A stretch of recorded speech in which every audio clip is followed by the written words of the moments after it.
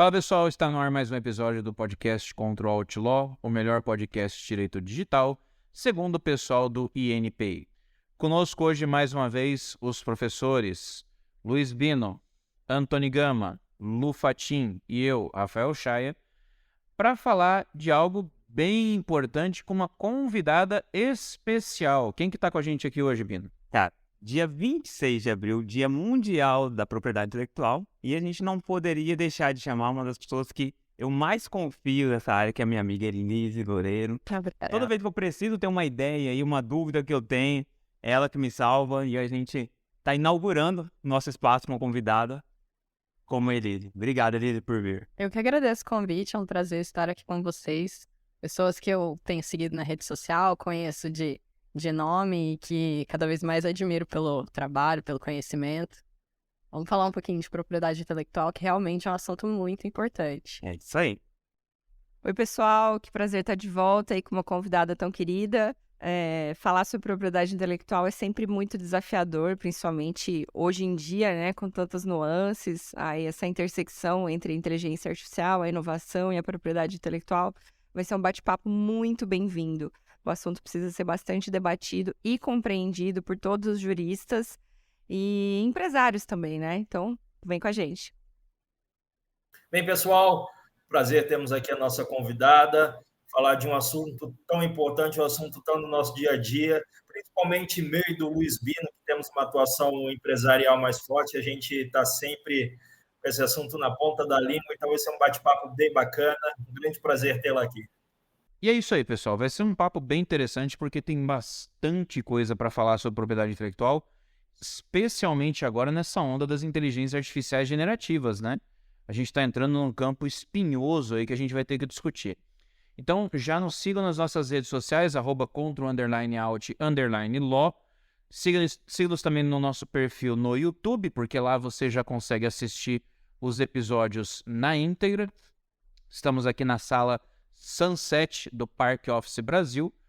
E sigam também os nossos perfis no Instagram, @oluizbino, @antony.dv, @lufatin, @rafaelchaya.dv e o perfil da nossa convidada, @Elise Loureiro, tudo junto com S.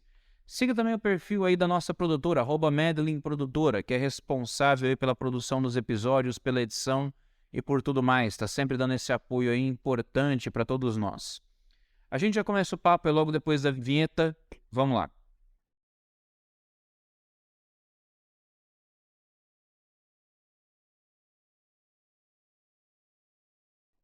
Quando a gente fala de internet, uma das coisas que mais pega é essa produção de conteúdo absurda que a gente verifica. Hoje, qualquer um pode ser produtor de conteúdo. Qualquer pessoa que tenha uma rede social, qualquer pessoa que tenha um perfil hoje no Instagram ou no TikTok, ou ainda que baixe um programa específico, como o FL Studio, ele é capaz de produzir conteúdo. Só que a gente não pode esquecer que tudo isso também envolve direitos de propriedade intelectual. Ou seja, você tem que começar a pensar como fazer essa proteção. A gente não chegou aqui simplesmente e falou, vamos fazer um podcast, vamos dar um nome tal. Não, a gente teve que fazer um corre, a gente teve que, o Antony fez pra gente o processo de entrar no INPI, registrar a marca, porque envolve essa questão dos direitos. A gente não é porque você jogou na internet que qualquer um pode usar. E as pessoas têm esse péssimo hábito de, achei no Google, então tá valendo, eu posso usar, né? É de domínio público, né, cara? Tá na internet, é de todo mundo. Falando É a famosa em história péssimo hábito, uma confusão muito grande que tem aqui, esse aqui eu não posso deixar de citar, que envolve principalmente marca. A pessoa acha que tem lá o CNPJ, garantiu a marca. Não, o registro de marca pelo INPI é totalmente diferente de um contrato social, do seu CNPJ. São coisas diferentes. Outra coisa que a pessoa acha, registrei o domínio do meu site. Se eu registrei o domínio, a marca é minha. Gente, são institutos diferentes. Domínio é uma coisa, contrato social, CNPJ é outra e marca é outra. Quando você registra a marca no INPI, você pode registrar ela nominativa ou figurativa, figurativa logo nominativo o nome ou misto das duas, de forma bem simples. E ela te dá proteção em uso nacional, todo o território nacional. E, óbvio, também tem as de alto renome, como, por exemplo, a Coca-Cola, que você não consegue colocar nada que tenha a ver com Coca-Cola, mas é importante dizer aqui que todos os registros são importantes. Se você vai ter uma empresa, é importante você verificar o domínio para você estar na internet, o registro da sua marca para você ter atuação em todo o Brasil, pelo INPI, e tem outras, muitas mais características e benefícios e perigos de não registrar, que vamos falar aqui nesse episódio, e também ter a parte societária, um bom contrato social, os contratos, políticas, acordo de sócios. Então, quando a gente vai falando nessa empresa, eu fico, nesse mundo empresarial, eu fico muito à vontade e a gente vê que é um quebra-cabeça de ferramentas que nós precisamos utilizar para chegar no contexto geral. Acho que muita gente acaba negligenciando, né, Anthony? Quando começa uma empresa, começa a empreender, acaba negligenciando a marca. Pensa muito na empresa e pouco na marca, né? E aí o cara vai lá, ele já desenvolveu uma ideia, já começou a lançar o produto dele, ele já está crescendo no mercado, e aí ele esbarra com alguém que tem o mesmo nome, uma marca já registrada, com todas as características de marca parecida, e ele tem que fazer um rebranding, que é muito difícil você conseguir depois você manter os seus clientes ali, não é? A gente vê muito isso. Isso é uma questão que envolve todo o planejamento. Eu trabalho muito isso com os meus clientes, de pessoal, registra a marca logo cedo, isso aí tem que estar no começo do seu planejamento empresarial, porque se você deixar para fazer isso daqui 5, 10 anos, como eu já vi muitas vezes, e a marca é o seguinte, é de quem registrou primeiro. Então, não é, eu sou maior, eu estou há mais tempo no mercado, estou há 20 anos. É quem registrou primeiro. Então, você tem que ficar muito atento nessa questão. Porque se você está lá 10 anos, falar, agora quero registrar, e tem alguém que usa essa marca há 4 anos, infelizmente, você vai ter que fazer o rebranding. Se vocês estiverem, obviamente, no mesmo mercado de atuação, que cause confusão no cliente. Mas você vai ter que... Porque tem uma lista também, isso aí nós vamos comentar no episódio, das áreas de atuação. Porque você pensa, eu tenho um consultório, uma clínica médica, que tem meu nome, e a lanchonete da esquina tem meu nome. Não, isso aí, nesse momento, o auto-renome é para proteger todas as áreas, porque o registro normal são em áreas específicas. Então, por isso que às vezes você vê na rua a loja, a lanchonete da esquina e uma clínica com o mesmo nome. Essa é a função. Mas eu falo essa questão de registrar desde o início, porque fazer um rebranding é muito difícil. Você já tem lá a sua clientela, você já tem toda uma estrutura. E eu vou contar um caso de uma cidade que eu morei. Lá tinha exatamente um lanche de rua muito famoso, que pais de amigos meus que conheceram lá, iam, então, é muito antigo. E ele tinha um nome. E ficou por muito tempo. E chegou nos anos 2000, tomou um processo por uso indevido de marca. Foi notificado e quem tinha aquele nome, que era até mais recente, falou, você não pode usar o meu nome, é o nome da minha lanchonete. O que eles tiveram que fazer? Mudar o nome da lanchonete. Uma lanchonete de 30 anos, que pais e amigos meus se conheceram lá e tudo mais. E até hoje, a dificuldade do rebranding. Se é um comércio menor, nem pensaram nisso, só mudaram lá e beleza. O pessoal não sabe como falar. Tem gente que fala o nome novo, tem gente que fala o nome antigo. Então, se você está pensando em marketing, está pensando em expansão, em crescimento, é muito importante você ter bem fidelizado essa questão da sua marca. Acaba sendo uma homenagem ao seu próprio esforço, né? Você tem toda a criatividade, planejamento do negócio, pensa na logística, no dia a dia da empresa, e de repente se depara com algo que, por ausência de planejamento ou até de orientação jurídica, pode levar o seu negócio a tomar um rumo totalmente indesejado. Exatamente. E às vezes a marca, ela tem todo um contexto histórico no desenvolvimento daquele nome. Muitas vezes envolve questões de família. Eu tenho um caso aqui de uma pessoa que me disse, não, eu não me importo é só o nome da minha avó. E realmente, é só o nome, não é o patronímico. Tem todo um desenho ali, uma logo, porque ela é mista. Só que é um nome. Se você jogar esse nome no Google, tem vários. Então, não é uma garantia de que isso não vai ser registrado por terceiro e ali na frente ele vai ter que mudar toda aquela história daquele comércio, porque ela tem um contexto com a avó e tudo mais, e ela vai ter que tirar e não tem que ser feito. É legalmente protegido o direito de quem chegou primeiro. De quem chegou primeiro. E só reforçando o que o Anthony falou, isso só ocorre quando você tem dois negócios que trabalham no mesmo campo de atuação, né? Isso aí quem trata, se me falha a memória, inclusive, é o Acordo de Paris. O Acordo de Paris, ele traz a exceção.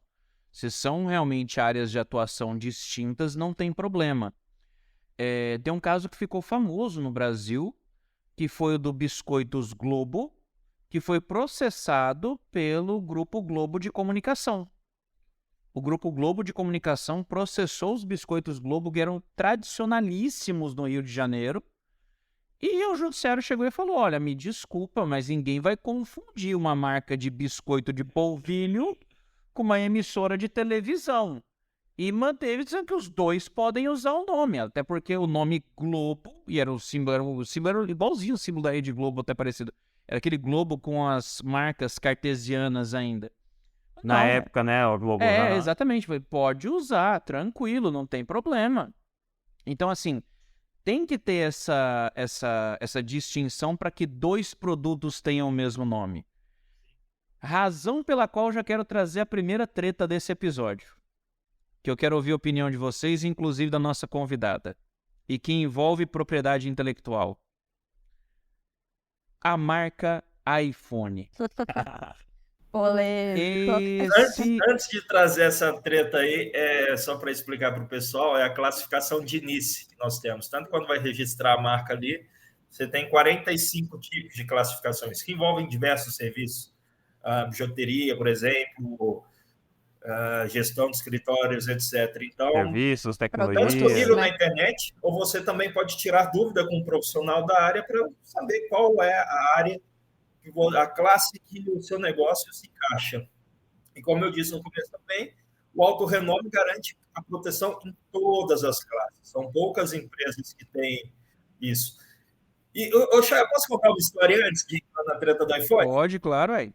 Eu lembrei aqui uma que é muito boa. Falando em alto renome, a marca famosa de carros, Ferrari. Eu ia falar desse caso também, porque aconteceu aqui em Campo Grande. Pode falar.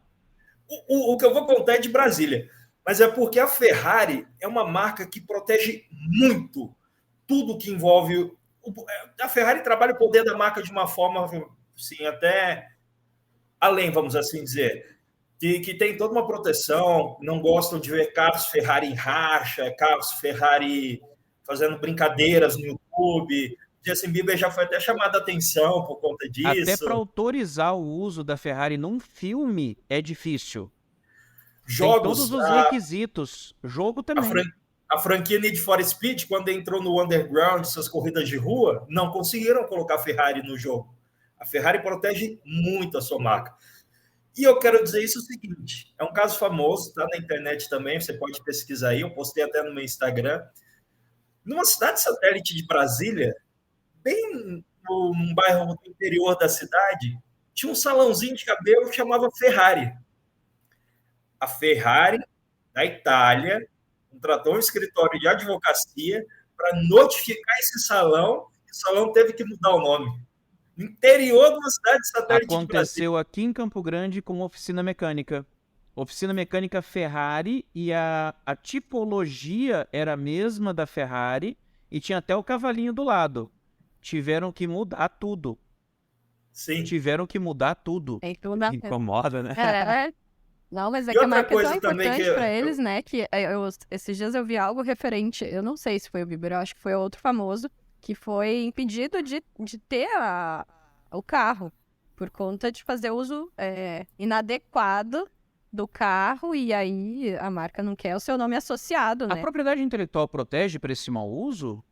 Tipo, eu tenho propriedade sobre esse produto, eu posso definir a forma como o produto vai ser usado? Na verdade, não é a propriedade intelectual em si, né? O fato de a Ferrari ter o domínio da marca eles estabeleceram requisitos para que os seus consumidores utilizem da marca. Então, eles podem, sim, através dos requisitos da marca em si, estabelecer que aquele usuário não vai poder ter aquele carro justamente porque eles vendem para quem eles querem, né?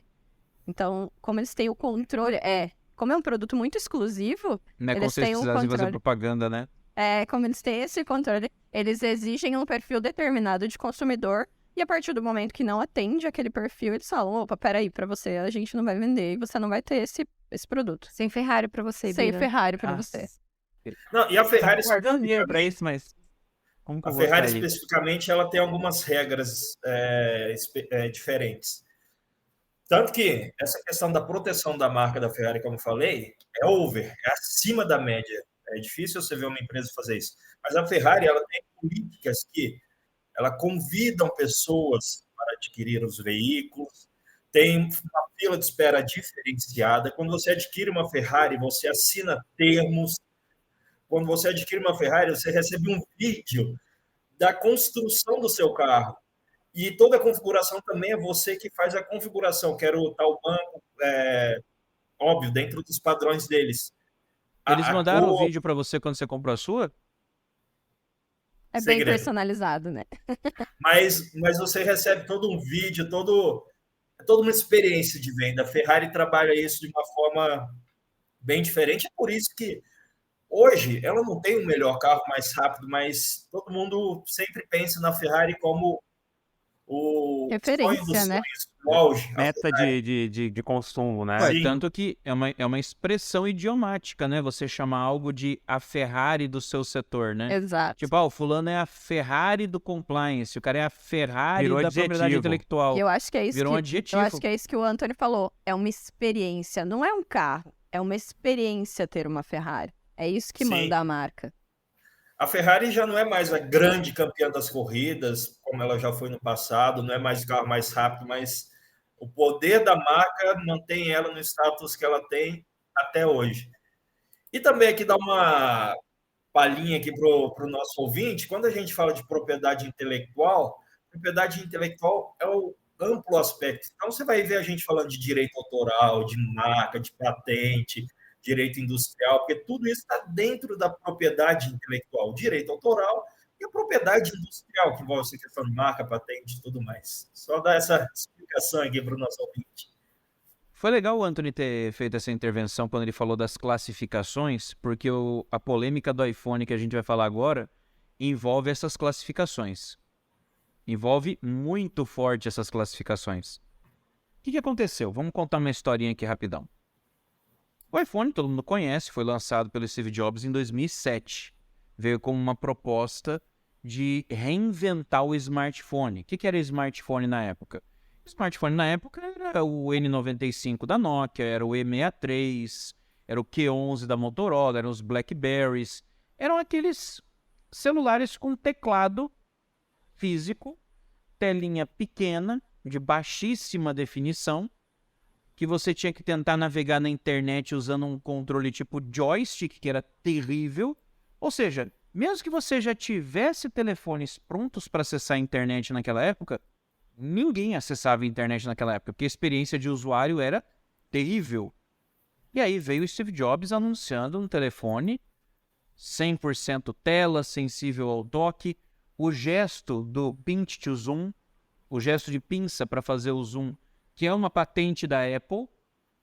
Qualquer empresa hoje que lança um celular que tenha isso tem que pagar para a Apple, porque é uma propriedade, é uma patente da Apple esse gesto. Lançaram o celular, revolucionou, tudo bem, essa história todo mundo conhece. O que a galera não imaginava é que em 2011, 2012 mais ou menos, não, foi mais tempo, foi 2017, se eu não me engano, a Gradiente fosse aparecer aqui no Brasil lançando um iPhone. Não foi 2017, foi 2012, 2013. Foi 2012, 2013, lembrei agora. A Gradiente lançou um iPhone. E o pessoal ficou, mas como assim? E a Gradiente chegou e falou assim, mas a marca é nossa. Como assim a marca é nossa? E a Gradiente por muito tempo ela comercializava aqui no Brasil telefones da Nokia, que ela fazia o rebranding para como sendo Gradiente. E eles pegaram um Nokia que era preparado para internet via WAP e eles lançaram como sendo o Gradiente iPhone em 2001. 6 anos antes do iPhone ser inventado. E a marca era da Gradiente, estava registrada. Só que o que aconteceu? Por que a Gradiente não contestou na época do lançamento do iPhone em 2007? Porque a Gradiente estava em uma massa falida. Estava quebradaça, não tinha nada. Quando ela entrou em recuperação judicial em 2011, dentro daquele prazo ali ainda de 10 anos, o que eles fizeram? Lançaram o telefone por lançar para dizer, ó, tô usando a marca para não perder a marca. É nossa. É requisito, né? Exatamente, você tem que estar usando. Você tem que estar usando, não basta você registrar a marca. Então, fizeram um lançamento, ninguém nunca achou esse telefone para vender, mas lançaram, anunciaram, e aí começou uma guerra, e é uma guerra que está no STF hoje. Está no STF até hoje essa discussão. Por que eu falei que as classificações é a parte mais engraçada? Porque se você procura iPhone em telefonia, aparelhos de telefonia, comunicação, etc., o registro é da Gradiente. Em todas as outras classificações é da Apple. A Apple classificou até cadastrou até em alimento a marca iPhone. Mas na que realmente interessa, Não conseguiu até não hoje. conseguiu até hoje. E está discutindo na justiça. E aí você vê, por que essa história é engraçada? Porque não é a primeira vez que acontece. Quando a Apple lançou o iPad, já existia um desfibrilador na China chamado iPad. A Apple teve que pagar para a empresa para poder usar a marca. Quando foram lançar o Apple Watch, o que aconteceu? Surgiram os rumores do Apple Watch. Uma galera começou a registrar iWatch em tudo quanto é canto. Registraram iWatch.com, iWatch.net, registraram marca. A Apple foi obrigada a fazer o rebranding, lançou como Apple Watch, não lançou iWatch. Ninguém esperava que ela fosse fazer isso. E agora aqui no Brasil está tendo essa treta, essa discussão. A pergunta que eu vos faço é, e aí? Quem é o dono da marca iPhone no Brasil? É a Gradiente ou é a Apple? E aí eu acho que entra, minha opinião, entra no caso da exceção. A exceção que a lei traz é que as marcas de alto renome, elas têm o direito de registro, na verdade, elas impedem o registro em qualquer das outras classes, seja ela aí de bolo, de cortador, em qualquer lugar do mundo. Então, eu acho que vai chegar um ponto que a discussão vai tomar esse rumo de que hoje iPhone já é uma marca de alto renome. Ao meu entendimento, se tornou uma marca de alto renome. Então, eu tenho a impressão de que a Gradiente vai perder nesse sentido. Por quê? Uma vez que uma marca de alto renome ela toma uma proporção mundial, não é necessário que você tenha um protocolo vigente ali, mesmo que fosse numa classe diferente, para que impedisse o uso das demais classes. Então, nesse caso, eu tenho a tendência de que vai da Apple. Vai da Apple. Já Até teve... mesmo porque é uma questão financeira aí, né? Com certeza. O que a Gradiente vai fazer? Ela vai se reerguer, né, com o nome. Pera aí, Não galera. vai. Teve um parecer que...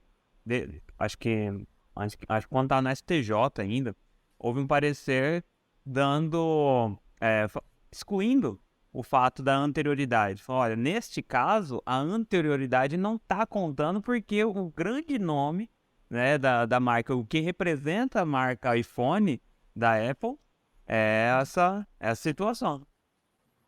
Eu entendo que ela já é uma marca de alto renome e a Gradiente vai levar feio nessa briga.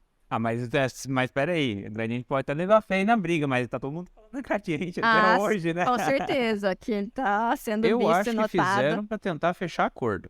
Eu também Tipo, creio. Compra a marca. Por favor, compra a marca, a gente tá devendo tanto, né? Que qualquer coisa que entrar é válido, né? Mas eu acho que por uma questão aí de bril, a Apple falou, não vou fechar acordo, vamos até o final porque a gente vai ganhar. Não se pode esquecer o seguinte também, o direito se escora em princípios basilares, e no nosso ordenamento jurídico, um princípio comezinho é o da razoabilidade, acompanhado do seu primo irmão, proporcionalidade.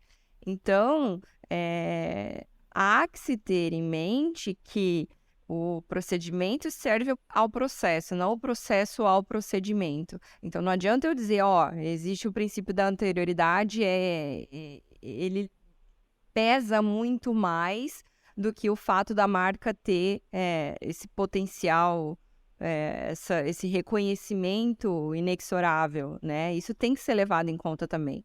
Então, os princípios não se excluem, né? Então, vai acabar sendo uma ponderação entre eles para essa decisão, e eu concordo com a Elise que no final das contas a Apple vai levar. Mas a gente vai acompanhar, e se sobrevier alguma surpresa, a gente traz aqui para vocês. Com certeza. Olha, para mim é o seguinte, eu concordo que em breve iPhone também seja alto renome, porque, por exemplo, eu posso estar enganado aqui na minha mente, mas vamos colocar 80% de certeza. A Kombi da Volkswagen é uma marca de alto renome. E iPhone hoje é muito maior que Kombi. Ei, respeita a Kombi. Talvez quando esse processo começou, não tinha tivesse essa todo esse proporção. potencial de alto renome, mas hoje em dia, Com sim. Mas a certeza. lógica do Anthony tá certa, porque você vê como é dividido o mercado hoje. Telefones Android de um lado e iPhone do outro. Sim. E ninguém fala iOS. É iPhone. Ninguém fala. iPhone. Exatamente, ninguém fala o sistema operacional, a galera fala iPhone. Então, eu acredito que a Apple esteja correndo mais atrás disso do que ir atrás de uma cessão do uso da marca. Porque a marca permite a transferência dos direitos sobre a marca. Que pode ter sido, aqui é tudo no pode ser, não sabemos, ninguém aqui está lá dentro. Mas que a Gradiente tenha oferecido para a Apple a cessão da marca, porque daí transfere todos os direitos. E a Apple falou, quer saber? Vou arrebentar com esses falidos aqui. Porque a proteção de marca são por 10 anos. Porém, é possível a caducidade de uma marca depois de 5 anos. Então, talvez a confusão do Shire de 2012, 13 para 2017, percebam que dá quase 5 anos. Sim, exatamente. Provavelmente, em caducidade. 2017 deve ter ocorrido algum movimento da Apple pedindo a caducidade da marca pela Gradiente, né? Pela Gradiente. Porque nesse período entra um período de investigação da caducidade, que a marca tem que estar em uso, tem que estar sendo utilizada. E já que nunca vendeu, ninguém nunca viu esse iPhone da Gradiente nem nada, eu também acredito que cumpra os requisitos para caducidade. Então, a Apple deve estar também buscando essa solução. A Apple deve ter percebido que foi uma jogada de má fé e, por isso, talvez, né, pelos princípios dela, falou, bem, não vou dar dinheiro para eles. Eu vou vencer eles, ou transformando o meu iPhone em alto renome, ou conseguindo a caducidade por cima deles, algo do gênero. Eu acredito que tenha seguido esse norte. Eles já tiveram algumas decisões favoráveis na justiça. Logo no início, se não me falha a memória, o INPI deu um parecer favorável para a Gradiente, mas a primeira decisão, a primeira instância do juiz foi no sentido de que as duas empresas poderiam usar a marca. E a partir daí já não foi mais a Apple que estava correndo atrás. Até onde eu sei, quem está correndo atrás é a Gradiente. Ela deve estar correndo atrás, então, para comprovar que não há caducidade. E outro fato interessante, que você citou, que a Apple registrou em todas as outras classes, em tese também, quando nós registramos um pedido de registro de marca no INPI, nós devemos, o próprio INPI, você marca lá no INPI, que você atua na marca que você está registrando. Você não está registrando para guardar um nome, nem nada do gênero. O próprio INPI checa isso durante o processo. Então, para a Apple ter conseguido todos esses registros, eu não acredito que seja totalmente uma falha do INPI, eu acredito que seja mais um movimento próprio renome. O renome é proteção em todas as classes. E todos os países estão de acordo com as regras do Acordo de Paris, né, no caso. Uma questão que você estava falando sobre prazo, e aí eu lembrei da questão da discussão que existe de patentes, né? Essa discussão que existe sobre o prazo da patente para cair em domínio público e uso, porque hoje o INPI ele garante esse prazo a partir do depósito do pedido da patente e não da concessão do registro. E aí tá tendo toda uma discussão sobre isso, né? Ele estava contando essa semana, eu achei interessante você trazer para a galera aí. Há uma ADI tramitando justamente porque o que acontece? A partir do momento que você depositou ali o teu pedido, já começa a correr o prazo dali de 5, 15, 20 anos, que é o máximo da concessão dessa patente, né? E muitas empresas não estão conseguindo explorar financeiramente o pagamento aí de royalties, de licenças do uso dessas patentes.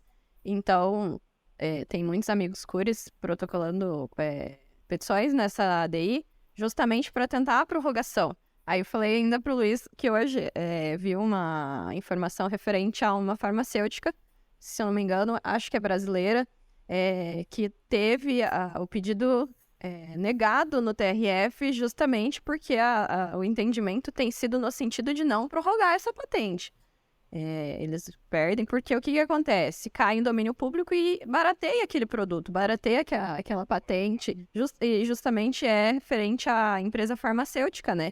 Quando a gente fala de medicamento, quando ela ainda está explorando o prazo de vigência dessa patente, a gente sabe que o valor vai lá em cima. Caiu em domínio público, todo mundo consegue utilizar por um valor muito mais acessível, o que para a empresa não é o mais viável, né? Então, assim, é uma discussão que vai ainda decorrer um tempo, porque o interesse do privado que se estenda para conseguir explorar muito mais econômico, para conseguir explorar essa patente por um tempo maior, mas que não tem tido muito êxito ainda, não. O que você acha? O que você acha que vai acontecer? Não sei como você está imersa nisso daí, trabalhando. Eu acredito que eles vão conseguir aí uma flexibilização dessa prorrogação, sim, porque o interesse econômico e o que gira o nosso sistema é economia. Então, a partir do momento que as empresas conseguem explorar aquilo ali, né, eu acho que é muito mais interessante do que estar em domínio público e todo mundo utilizar essa patente à torta e à direita. Já que a gente pegou esse gancho do domínio econômico, da questão econômica e tudo mais, o Anthony tinha comentado e eu quero ouvir vocês também com relação aos riscos de você não trabalhar essa questão da propriedade intelectual para conteúdos produzidos hoje na internet, ou para sua empresa na internet, ou o produto que você oferece na internet. Quais são os principais riscos? Para quem está ouvindo a gente agora, essa pessoa que está pensando em fazer um curso, essa pessoa que está pensando em vender um produto, abrir uma loja online, a sua empresa online, quais são os riscos para essa pessoa se ela não pensa esses aspectos voltados à sua propriedade intelectual? Cara, eu posso falar um pouco sobre a parte, principalmente de startups, né? A gente pensa o seguinte, uma startup que vai solucionar uma dor de mercado, o grande problema hoje que eu encontro nos empreendedores é que eles acabam pensando de uma forma um pouco limitada, regional. Então assim, eu tenho uma dor do meu estado. Eu resolvo, através da minha empresa, essa dor do meu estado. Mas aí eu expandi, eu ganhei o meu país. Entendeu? De repente eu já ganhei o mundo, já estou em outros países. Então eu acho o seguinte, toda vez que você vai começar um negócio, você já pensar qual o potencial desse seu negócio. Aonde você pode chegar, porque aí você tem que trabalhar a marca já desde o início. Já pensar a marca desde o início. O erro das pessoas é pensar isso, se der certo eu corro atrás. Exatamente. Se der certo eu vou registrar minha marca. Não, se der certo... Cara, já tem que pensar no registro. Tem empresas, inclusive eu fui buscar mais uma vez a ajuda da Elise esses dias, por conta disso. Eu tenho uma empresa que eu advogo, uma startup, e a gente fez um registro nominal apenas. Em 2020, foi quando começou, não tinha logo, não tinha nada, tinha a ideia. Já vamos registrar, vai ser esse nome, vamos registrar. Registramos, beleza, o nome tá lá, tá tudo certo. tá registrado. Agora a empresa tá Também, né? internacional, Registrada. expandiu muito. E eles querem fazer o registro internacional.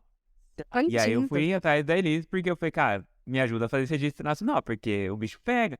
E a gente tá agora no impasse, porque em um país, apenas um país, existe o mesmo nome.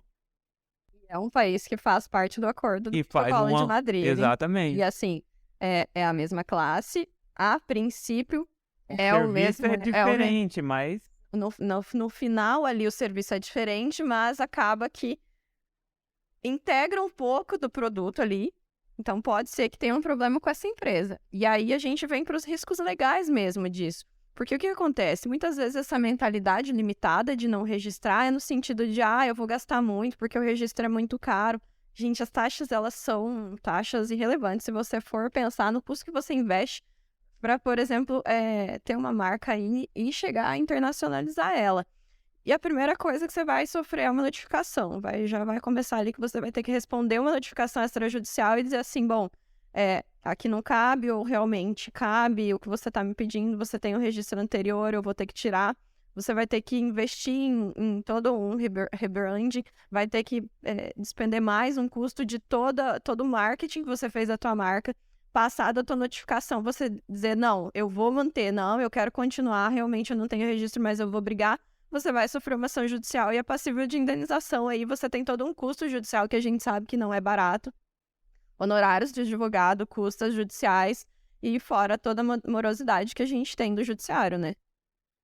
E perda de reputação, às vezes, Exato. também, né? E o que fica pra gente? Compliance, privacy, proteção de dados, marca, propriedade intelectual...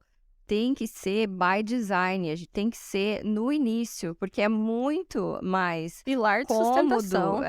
E sustentável e no mínimo do correto, né? Fazer isso no começo do que ter que adaptar a sua empresa quando ela está no meio do caminho. Tá, e se eu preciso fazer um registro, qual que é o caminho? A pessoa, eu leigo, eu jogo no Google para ver se o nome já existe, o que é feito? Não, a gente Me tem que chama no fazer. Instagram. Contrata um advogado especialista. Contrata a Emise. Me chama no Instagram.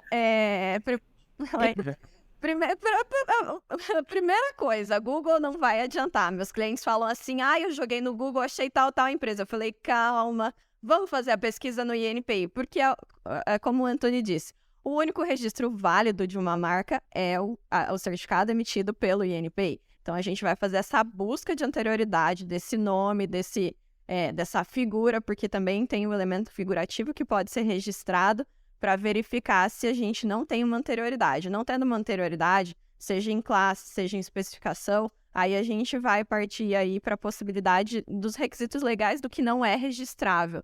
E assim, foi muito legal, essa semana passada a Luiz trouxe um caso de coloração. Como a gente tem o registro figurativo, dentro do registro figurativo, a Meta vem cada vez mais registrando cores. As cores da Meta, elas são criadas especificamente para aqueles produtos que eles fornecem. O código hexadecimal da cor, você disse? Não, a cor em si. Eles têm, na parte ali do design gráfico, eles fazem aquela coloração, uma paleta de cores. Por exemplo, a paleta do Instagram. Ela tem aquela coloração meio rosada, meio gradiente, né? Aquela coloração, ela foi registrada através do elemento figurativo. Somente aquela cor. O azul da Tiffany. O azul da Tiffany, o azul da Meta também é registrado. Vermelho Ferrari, provavelmente. O vermelho Ferrari, todos através do registro de marca. Então, a gente consegue fazer essa busca de anterioridade, seja pela palavra, por um termo que contém naquela marca, por um desenho que tem naquela logomarca, ou até mesmo pela cor. O que me lembrou um caso bem curioso que teve essa semana, o Anthony deve ter acompanhado, eu sei que o Luiz acompanhou. Foi a empresa de bebidas Monster que tentou processar a Capcom por causa de Monster Hunter e a Nintendo por causa do Pokémon Pocket Monster em razão da palavra Monster. Vocês viram esse caso? Vocês acompanharam? Eu vi algo. Você viu esse caso, Não André? vi o desfecho, mas Não, eu eu vi. não acompanhei, mas só que aqui no Brasil, eu aproveito para... Se ninguém viu, corta do episódio, então. Porque... Não, eu vi. Não, eu não ouvi pode não, tratar porque eu não sobre falo o essa negócio da situação. hora, hein? Eu só não vi o desfecho. Não, mas aqui no Brasil eu já vi muitas marcas pedirem a não exclusividade Exato. de tal palavra. Como, por exemplo, vamos pensar uma aqui. Lancheria. Qual? Lancheria. Lancheria, imóveis. Pode, por exemplo, Pedal. Pedal é uma marca que não tem exclusividade. Pedal. Tem várias registradas, mas com algo acrescentando. sim.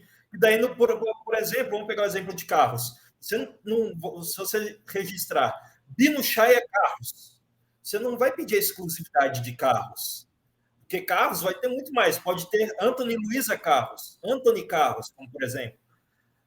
Del Carros. Você vai pedir sem a exclusividade do termo carros. Isso acontece bastante aqui no Brasil. Então, nesse caso do Monster, é um caso interessante a se analisar. Com certeza. E deixa eu trazer uma curiosidade para vocês. O Twitter do Netflix está lançando uma novela. O Twitter não. O Netflix está lançando uma novela, fez a propaganda do Twitter. Mas colocou lá melodrama, algum termo assim, que significa novela. Sabe por que não colocaram novela? A Globo tem um registro de novela. Então, só a Rede Globo de televisões pode falar. veja Tem que colocar só, como ó. teledrama, não é? Uma coisa desse tipo? Teledrama, alguma coisa assim. Que caso bom, hein? Porque novela é da Globo. Essa eu não sabia. Muito Ao bom. vivo e a cores. Ao vivo e a cores. Ótimo, eu Nossa, também não sabia, eu não. tenho que falar a partir de hoje que a minha vida é um teledrama, então. Porque o uso exclusivo é da Rede Globo, de novelas. Não, A peraí. Rede Globo tem muita marca registrada. Esses dias, Muitas. fazendo uma pesquisa, eu vi uma, por exemplo, Vale Tudo. Vale Tudo também é da Rede Globo. Por causa da novela Vale Tudo. Foi por conta da novela Vale Tudo. Eu não sabia que era uma novela, mas eu acabei descobrindo. É que não é da sua época, é da época da Luísa. Eles lançam uma novela antes de lançar. Porque Vale o registro Tudo já você tá vai em pensar andamento. em academia, em coisas desse gênero, né? Lutas, etc. Mas, lá, Vale Tudo para Globo. Legal o Antônio ter falado isso aí do Vale Tudo, porque eu não sabia esse lance da novela. Mas quando o assunto é espaço para trabalhar, pessoal, não vale tudo. Não adianta você ficar atendendo o cliente no fundo de casa, ficar atendendo o cliente na sala do seu apartamento. Você tem que ter um espaço para receber bem as pessoas. E não importa o profissional que você seja. Você pode ser um engenheiro, você pode ser um arquiteto, você pode ser um advogado, você pode ser um psicólogo. Fala com a Roberta, dá um pulo aqui no Parque Office Brasil, no edifício Evolution, na Avenida Afonso Pena. Estamos aqui no 7º andar, na sala Sunset. Ela tem esse nome porque aqui você tem um pôr do sol maravilhoso no final da tarde. Salas extremamente equipadas, amplas, com móveis de qualidade, tecnologia de ponta para o melhor atendimento. São 2 opções aqui no Evolution, no 7º andar e no 15º andar. Não gosta de prédio? Não tem problema. Vai ali na Euclides da Cunha com o Fernando Corrêa Machado, você tem o Law Office Brasil, fica bem na esquina. Tem salas, tem espaço para confraternização com churrasqueira, dá para fazer aquele churrasquinho de firma que você tá louco para fazer, mas não tem onde fazer. Então entre em contato com a Roberta, pessoal, sigam os perfis @Parque Office Brasil, @Law Office Brasil, para conhecer melhor os espaços de reunião, as salas de atendimento, os espaços de confraternização que estão disponíveis. Sigam também a nossa produtora Madeline Produtora, do Instagram, que faz aqui a edição. Tá precisando preparar um curso, tá precisando fazer um podcast, tá precisando editar um vídeo de batizado, não interessa. Fala com a Madeline. A Madeline tem equipamento para te atender da melhor forma possível. @Madeline Produtora. Pessoal, um último ponto aí que acho que vale a pena a gente discutir, e que esse talvez seja o mais problemático hoje da propriedade intelectual envolvendo meios digitais, é a questão das inteligências artificiais generativas. As imagens geradas pelo DALL-E ou pelo Midjourney, ou os textos que são gerados usando o ChatGPT, os vídeos que estão sendo produzidos agora usando a tecnologia da NVIDIA e da própria Microsoft. Como é que fica esse material texto, imagem, vídeo, áudio, porque até música você pode fazer hoje por inteligência artificial, só programando as diretrizes. A gente chegou a comentar no episódio. Quero uma música feliz com uma batida inesperada. A IA vai lá e faz a música. Como é que fica a propriedade intelectual nesses casos? Dá para falar que a propriedade intelectual é da própria inteligência artificial? É de quem programou as diretrizes que gerou o conteúdo? É de quem programou essa inteligência artificial, como é o caso da OpenAI? De quem é aquele material que está sendo produzido? Tem uma discussão, né? Acho que eu já até comentei uma vez em outros episódios sobre o caso da Davos, né? Que criou um Tupperware. Nem pode falar Tupperware, uma coisa... Potter médico. Pote. Criou um pote hermético através de uma inteligência artificial. Então, os pesquisadores utilizaram a inteligência artificial para criar aquilo ali. E eles tentaram registro em vários locais. O único lugar que até então tinha aceito era na África do Sul, mas aí eles tentaram o registro exclusivamente em nome da Davos, em nome da inteligência artificial e não em conjunto. E aí o único lugar que tinha passado até então seria na África do Sul, mas depois parece que caiu na segunda instância. Então a discussão hoje que a gente tem muito é como vai ficar, porque hoje o que o Chay falou, a gente entra num sistema de inteligência artificial e cria ali desde imagens, músicas, textos, livros e tudo. A gente viu o caso do cara que fez um livro infantil através de ChatGPT com imagens criadas pelo Midjourney e lançou depois na Amazon e vendeu. Mas e aí? É ele? É dele? Eu acredito que, assim, se a gente for mesclar um pouco com a lei de direitos autorais, né? Ela fala lá que as criações do espírito também podem ter um registro autoral. E aí, a pergunta que fica é, quem deu o input para a inteligência artificial? Né? Quem pediu o input? Então, eu creio que a gente vai chegar no momento de ter o registro, mas não um registro exclusivo da inteligência, e sim um registro conjunto, porque alguém deu o input. Isso é o que eu acho que vai acontecer. Eu acredito que o momento em que chegar o input, de que a máquina vai conseguir produzir, sem que nós precisamos dar o comando, aí a gente está falando em algo que a autoria vai ser da máquina. Mas a partir do momento em que você tem um ser humano ali por trás, dando aquele comando e dizendo, você vai colocar esta cor, você vai colocar este formato, você vai colocar esta nota, ainda assim nós temos o intelecto humano sendo associado ao conhecimento e aos dados que aquela máquina tá ali dentro dela, para desenvolver algo que pode ser, sim, novo, pode ser original, mas a criatividade, ela decorreu de um ser humano. E na Então, propriedade intelectual, o intelecto humano ele é requisito para ele poder é fazer requisito. o registro. Você não basta ter só originalidade, criatividade, você tem que ter o intelecto, basta ter originalidade e novidade, tem que ter a criatividade. E aí, a discussão que eu tenho notado dentro das coisas que eu tenho estudado, dos lugares que eu tenho ido, o que é criatividade? Entendeu? E aí fica esse questionamento e algo que vamos discutir aí ao longo de um tempo. Mas eu acredito que sim, a tecnologia vai caminhar ao ponto de que eu acredito que vai desenvolver ali por ela própria, sem que a gente tenha que dar o input.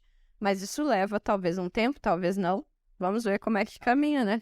Tá tudo tão rápido, tão veloz, que pode ser que seja amanhã e a gente nem sabe, né? Esses dias a gente comentou, em uma semana foram lançadas no mercado 109 plataformas de inteligência artificial generativa. Em uma semana. E assim, quando a gente vai discutir essa questão da criatividade, se a gente for fazer uma análise etimológica, criatividade é a capacidade de criação. Criar. O que nós temos hoje, com todo respeito, não é criação, é derivação. Porque o que a inteligência artificial faz... o Midjourney produz imagens, tudo bem. Mas ele tem um banco de dados com estilos de desenho, com imagens de referência, e ele vai cruzando aquilo para, de forma derivativa, produzir algo. Ele não produz novo. Do zero. Exato. Existe aquele banco de dados, aquela informação, ela tá ali, foi criada por alguém anteriormente, para que ele pudesse compor aquela coisa nova. Mas foi feito de algo que já existe. Exatamente, ele até pode dar essa impressão de criação, mas ele não está criando.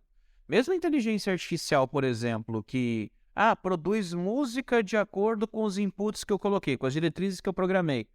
Tudo bem, mas vai ver qual que é a base de dados de informação de música classificada com as mesmas diretrizes que eu estou pedindo que ele está cruzando para fazer algo derivativo a partir daquilo.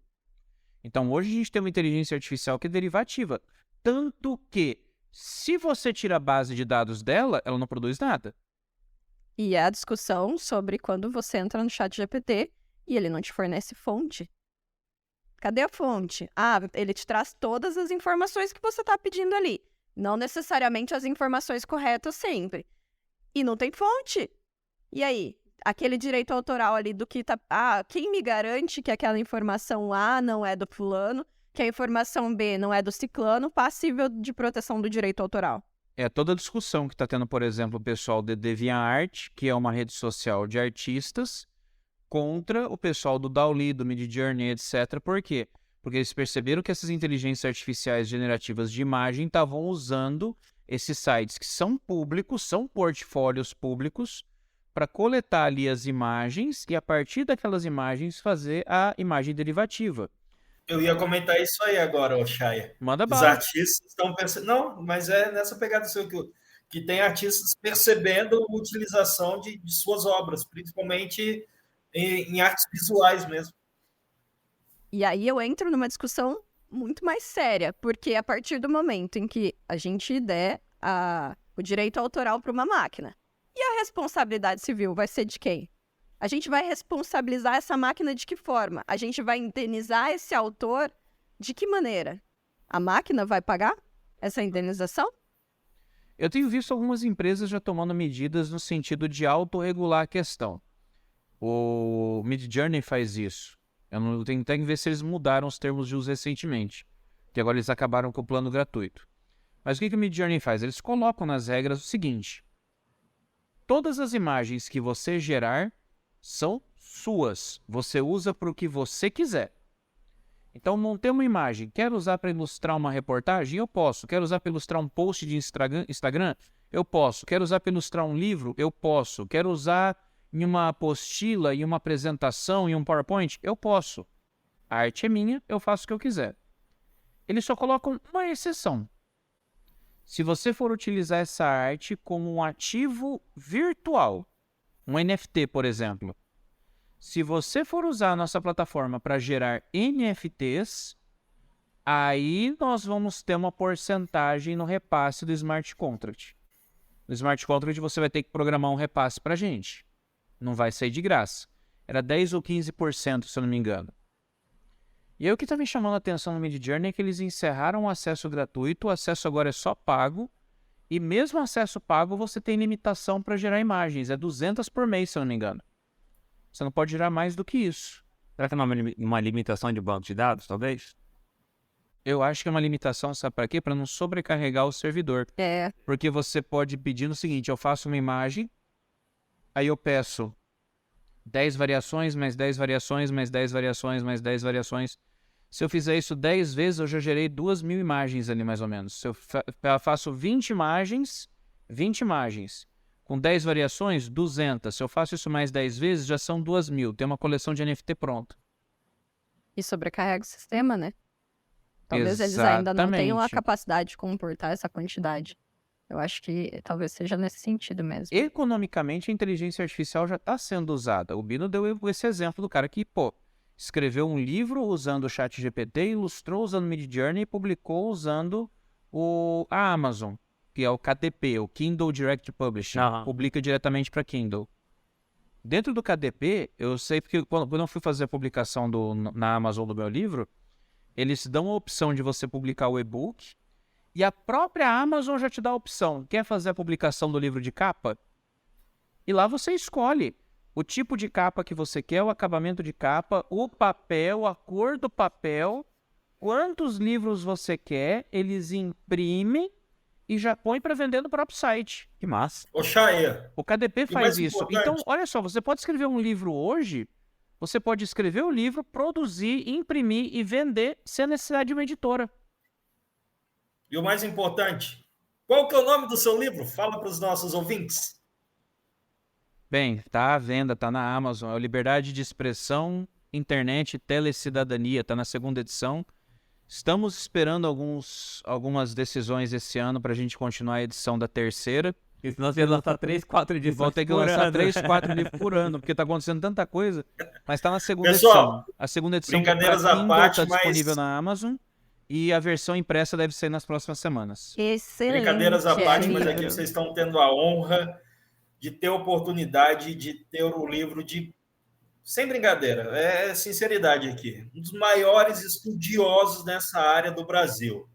Então, fica a dica aí, dica de ouro do nosso episódio. Não, e a leitura E eu é acredito- muito gostosa desse livro. Flui com uma facilidade imensa. E não só para você ler de cabo a rabo numa sentada, como fonte de consulta também, que eu uso e o Rafa sabe. Eu uso também como fonte de consulta diariamente. Então, em vez de ficar brincando na internet, Vocês são os lindos. A porcentagem em vez de se ficar deposita brigando na depois pra gente. internet, compra o livro do Shire, o preço é acessível e aprende com quem sabe. Briga com Eu fundamento. acho que pode ser o que eu acho que pode ser o norte para esse conflito. O ser humano já passou por algo semelhante no passado. E foi dada uma solução, que é no caso das patentes. Qual que era o conflito? Foi criado algo para fazer o registro de patente. Ou seja, uma invenção ou algo que modifica o jeito de utilizar tal coisa. Um colaborador de uma empresa, aí quem é o titular da patente? O empregador? O colaborador? E como que foi dada essa solução? Nós temos 3 tipos de titularidade. Exclusivamente do empregador, exclusivamente do colaborador ou comum. E a título de exemplo aqui, quando é exclusivamente do empregador, seria, por exemplo, um químico da Coca-Cola descobriu um novo sabor. É da Coca-Cola essa patente, porque está no contrato de trabalho dele, que faz parte do trabalho dele. E um exemplo que seria só do colaborador, está um farmacêutico lá fazendo mistura química, por acidente ele derruba duas coisas químicas lá e descobre como fazer buraco negro. O exemplo está sendo bem esdrúxulo para ficar na cabeça mesmo. É o que aconteceu com as meninas superpoderosas, né? Aí, nesse caso, como é que fica? É comum? Não, desse aí do buraco negro do colaborador. Porque É não do tem nada a ver colaborador com mesmo? o trabalho dele. Ah, o colaborador, ele por acidente descobre algo, o acidente faz com que ele seja o autor e ele pode registrar como se fosse dele. Eu dei um exemplo do acidente para Mas eu posso fugir falar. dessa questão do contrato de trabalho dele. Você entendeu? acabou de falar o exemplo da própria Coca-Cola. Porque Não, quando a o da Coca-Cola Coca-Cola- surgiu, a Coca-Cola surgiu originalmente, era como um produto de limpeza, depois era remédio, e só depois, quando o cara descobriu que se ele misturasse água com gás, virava refrigerante. Ah, tá, o da Coca Real. Da Coca Real. Essa eu não lembrava, eu acredito que eu já tenho ouvido em algum momento da minha vida, mas eu vi também, e esse eu não tenho a fonte verídica, eu ouvi na internet. A do picolé, que o sujeito deixou um suco do lado de fora num país frio, congelou e ele achou o máximo. Eu li isso aí no gibi da Turma da Mônica. Olha, cara, Olha a fonte pode da ser, turma. mas pode ser que seja real, cara. Pode ser que seja legítimo. Mas esse negócio de O seguidor Viagra que estiver também. ouvindo a gente, O Viagra conta foi pra nós a criado história para do cuidar do sorvete. coração. É verdade, o Viagra foi desenvolvido para arritmia cardíaca, uma coisa desse tipo, né? Aí a pessoa descobriu o efeito colateral estranho. O da Finila Opa! também era pra Olá! outra coisa e descobriram que deixava Cara, os mas soldados então, eu acho acordados. que coisa, né? Como ele é vasodilatador, então... Tanto que o exército usa o Viagra off-label em vez da tadafilina. Exatamente. Por conta disso. Então, eu Todos acho os que esse pode efeitos. ser um norte para o conflito que nós temos hoje. Porque já tivemos esse conflito na época industrial, o registro de patente e tudo mais. E encontramos uma solução, que é a permissão de titularidade múltipla, seja do empregador, ou do colaborador, ou comum. Então, talvez também, baseado nesse pensamento, consigamos encontrar uma solução para esse momento que estamos vivendo, esse momento da inteligência artificial. E lembrar também que o chefe falou, não existe inteligência artificial sem dados. Eu acho que a questão é qual o poder que nós vamos dar para essa inteligência artificial. A discussão, ela chega no ponto de nós vamos decidir qual é o caminho que a inteligência artificial vai tomar como titular de um direito. Essa necessária, importantíssima discussão da intersecção da inteligência artificial com a propriedade intelectual tem outras nuances também, porque além da necessidade de se estabelecer a responsabilidade civil ou a propriedade intelectual da IA, existe o outro lado da moeda. Como é que a gente faz para possibilitar que a sociedade, que o meio ambiente tecnológico tenha, de fato, um controle, uma regulação, uma previsibilidade daquilo que envolve a inteligência artificial e a propriedade intelectual, mas, ao mesmo tempo, dar segurança para aquelas pessoas que estão investindo na inteligência artificial. Porque será que essa empresa vai continuar investindo se ela não tiver a previsão de uma segurança de que ela vai conseguir uma patente para isso? É dinheiro, né? Então, Mais uma vez, entra na questão econômica que a gente estava Sim. tratando. Sim, então, ao mesmo tempo que o mercado precisa dessa segurança, que as pessoas precisam entender como que funciona a regulação, até por questão de criatividade, de manipulação da ideia, as empresas também precisam ter a segurança de que vão ter, por determinado tempo, um retorno financeiro daquele investimento que elas estão fazendo. Hoje em dia, nós temos máquinas que fazem exames e dão diagnósticos médicos. Você viu a última IA? Uma IA que identificou uma doença que a chance de diagnóstico é 1 em 100 mil em poucos minutos. Essa notícia tem 15 dias no máximo.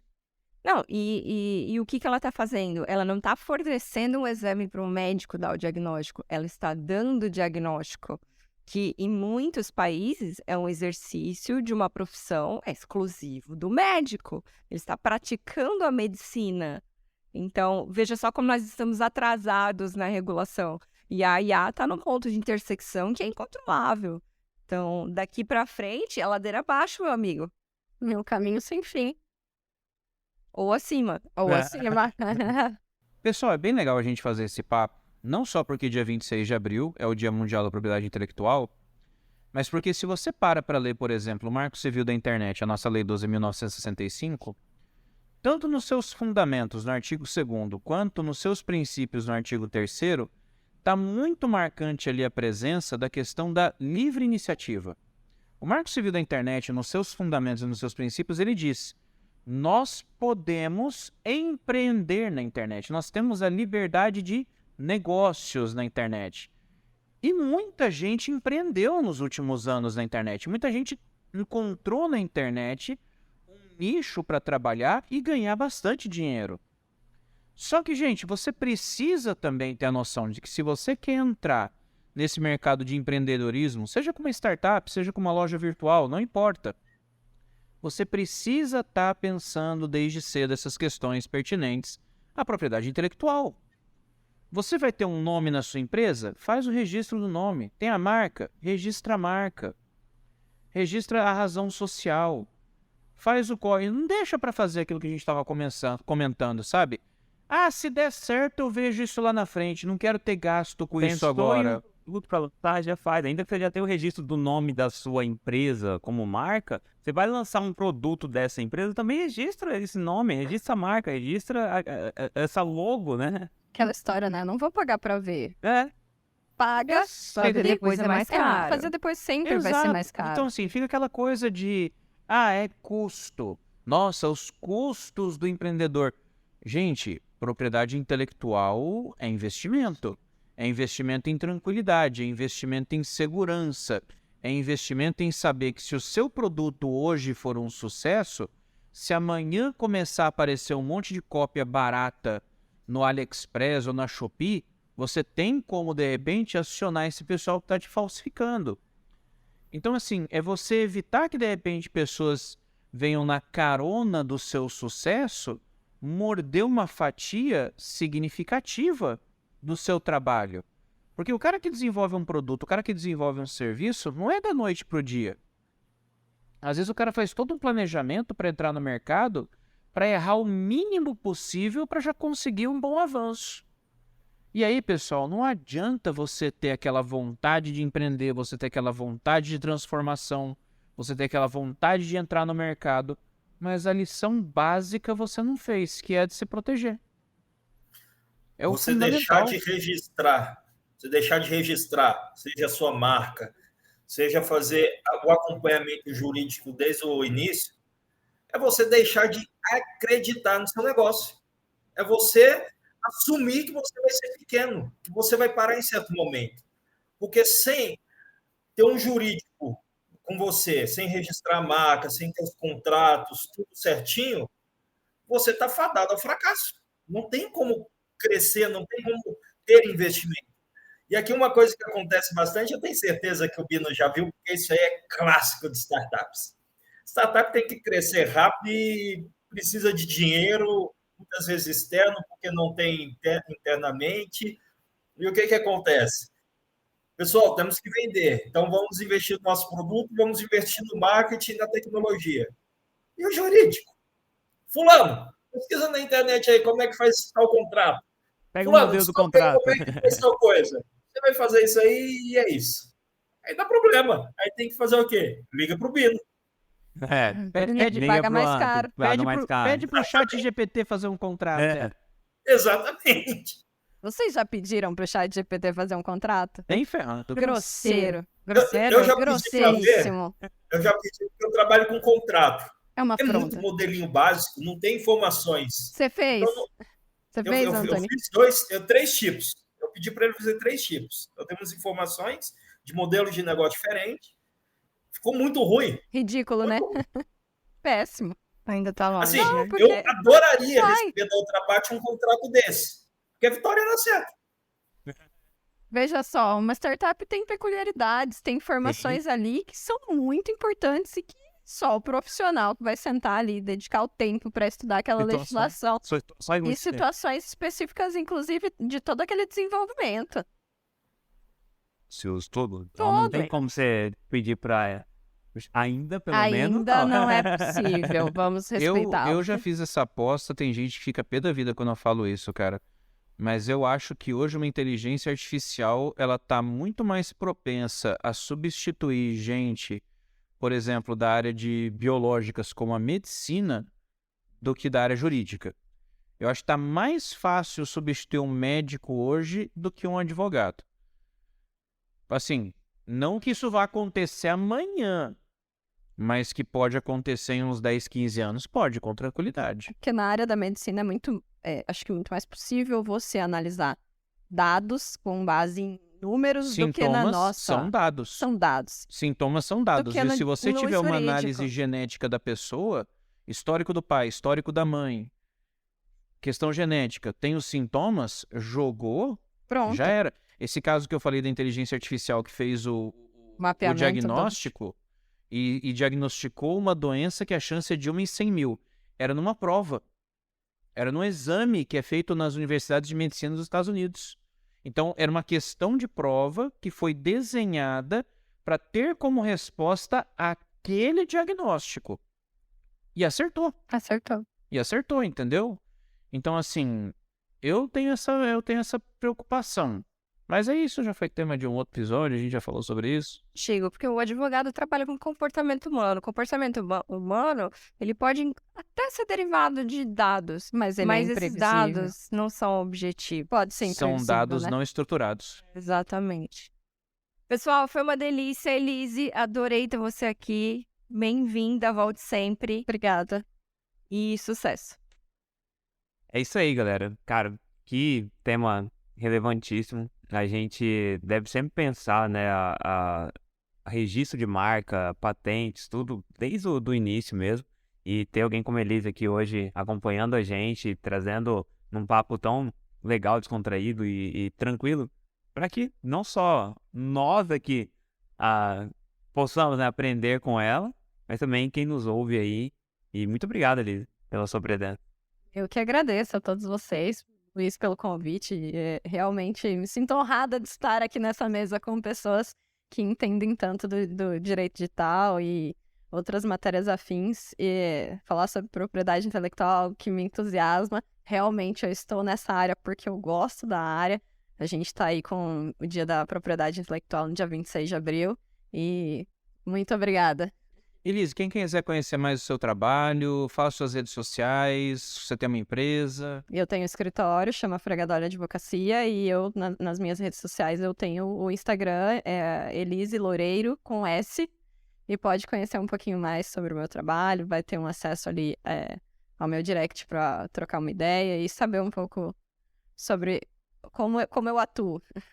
Pessoal, mais uma vez, uma imensa felicidade estar com pessoas tão maravilhosas, com tanto conhecimento, tanta coisa para nos passar. É muito bom. Você, ouvinte, espero que tenha gostado de nos ouvir mais uma vez. Eu vou deixar o recado mais uma vez.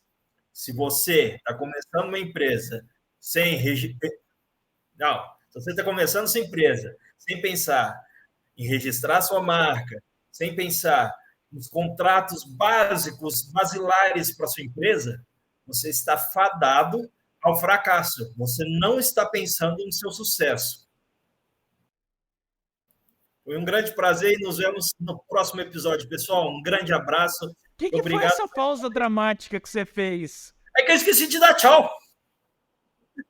Mas eu acho que Agora eu pra vou ter deixar que dar tchau. dramático, né? Fracasso. Cara, eu Ponto. fui falar, ele... Não, é que eu terminei, mas eu falei, puta, tem que dar tchau. Eu não falei tchau.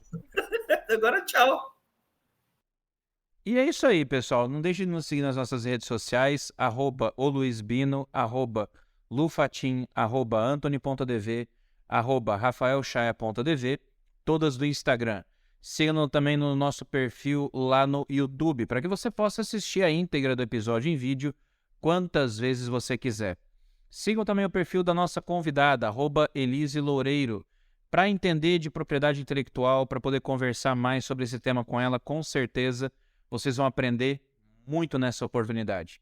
Sigam também o perfil dos nossos apoiadores, @Park Office Brasil, @Law Office Brasil e @Medellin Produtora. Sem eles, esses episódios aqui não estariam acontecendo, vocês podem ter certeza disso.